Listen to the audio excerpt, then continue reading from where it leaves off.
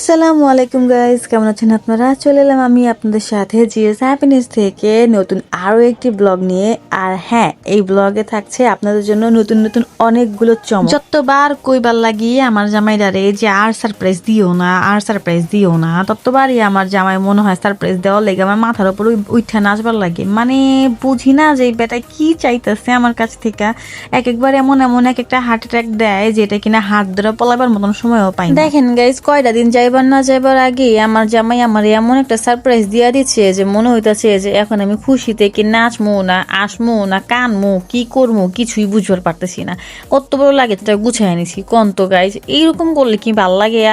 আর কি এর লেগে এগুলো কইবার লাগছে জানেননি? হুইনাল আমার জামাই মুখ থেকেই। কোথায় যাচ্ছ? ঘুরতে। আমরা ঘুরতে যাই, ঘুরতে। ভিজা চলে কি করেন ম্যাডাম? আমি বের হইতেছি। লাগেজ কোথায়? লাগেজ কই? আবু লাগেজ কই? আসো আসো আসো বাবা।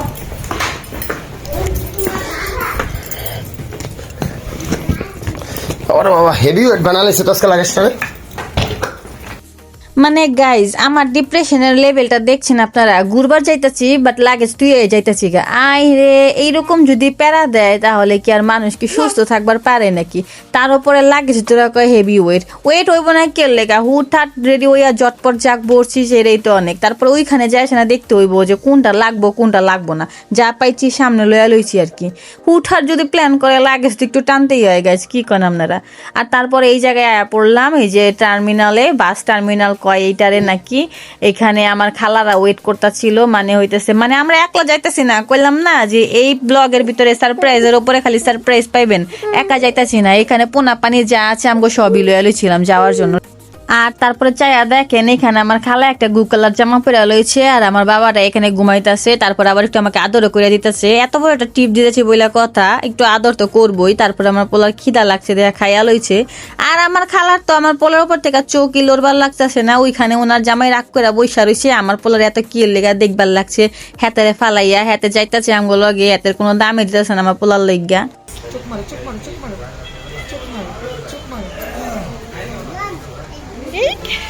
আবার আবার আবার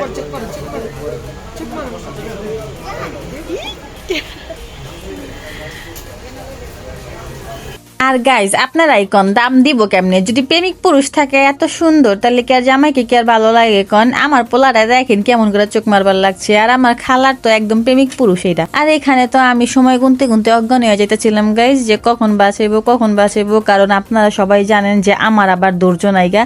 তো দেখতে দেখতে এখানে আমাদের গাড়ি এসে পড়ছিল। আর এটা হচ্ছে আমাদের গাড়ি। এর ভিতরে আমি জামাইকে খুঁজতেছিলাম, আমার জামাই বিড়ের ভিতরে আড়াই গেছে।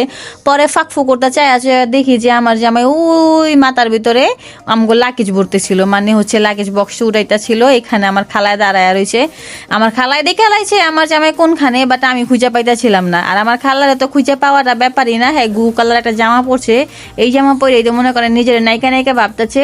আমি তো মনে করছি যে আমার খালায় মনে হয় আজকে পরিমনির অ্যাওয়ার্ডটা নিজেই নিয়ে আইবো। পরে দেখি যে না, আমরা ঘুমাইতে ঘুমাইতে গেলাম কোন জায়গায় এইটাও হুদিস পাইলাম না। আর কোন জায়গায় গেছি গাইজ, আমরা হুদিস না পাইলেও আপনারা অবশ্যই হুদিস পাওয়া গেছেন আমার ইন্টু থেকে। তো যাই হোক, এইখানে বিজনেস ক্লাস গাড়ি নিয়েছিলাম কারণ আমার খালুর সাইজটা তো দেখতেছেনি মাশাল্লাহ।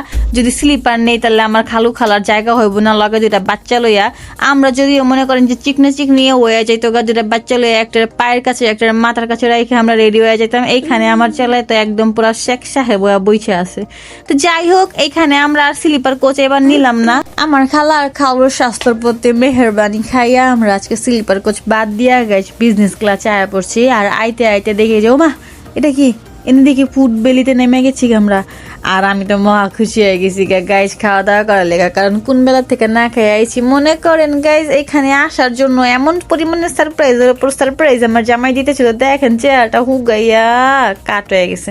তো যাই হোক, এখানে ভাবছি যে আজকে পেটটা বেড়ে খায়ালমু। আর আমার জামাইও আমার তাই কইবার লাগছিল।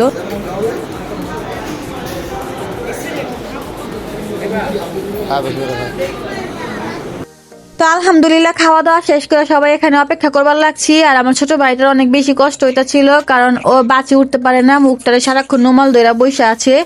তো এখানে দেখেন আমরা আবার প্রস্তুত হয়ে গেলাম যাওয়ার জন্য। এখানে হাই পাপা, আল্লাহ, উঠে গেছো? তো দেখতে দেখতে আমরা গাইজ বাসের থেকে নেমে গেলাম অটোতে। অটো থেকে কোন জায়গায় যাইবার লাগছে এবার আপনারা দেখালন। এইটারে বলে ডলফিন মোড়, বাট আই হ্যাভ এ কালা কালা প্রশ্ন, এখানে ডলফিন মোড় বলার পরেও কেন এখানে শার্ক বসানো? তো আজকের ভিডিও ব্লগটা আমার এই পর্যন্তই থাকছে, সবাই উত্তর দিয়ে যাবেন। আল্লাহ হাফিজ।